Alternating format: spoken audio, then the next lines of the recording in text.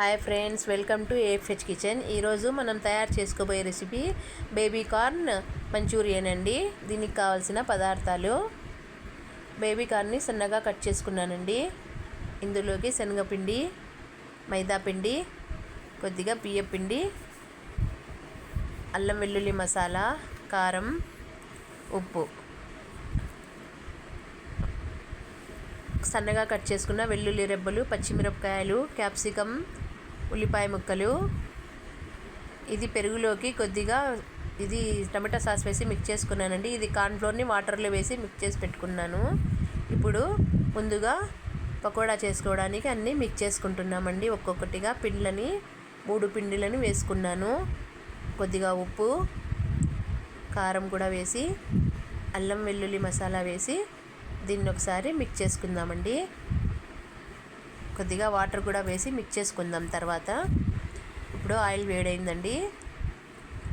చూడండి, వాటర్ వేసి ఇలా లైట్గా మిక్స్ చేసుకొని దీన్ని పకోడీ మాదిరి వేసి పక్కకు తీసుకుందాము.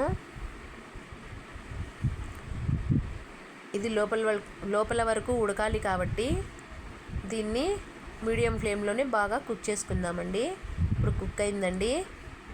దీన్ని పక్కకు తీసుకుందాం. కారపొడి కలరే అండి, మేమైతే ఫుడ్ కలర్ యాడ్ చేయలేదు. ఇప్పుడు వేరే కడాయిలో సన్నగా కట్ చేసుకున్న వెల్లుల్లి రెబ్బలు, పచ్చిమిరపచ్చిని వేసుకున్నామండి. ఇందులోకి క్యాప్సికమ్, ఉల్లిపాయ ముక్కలు.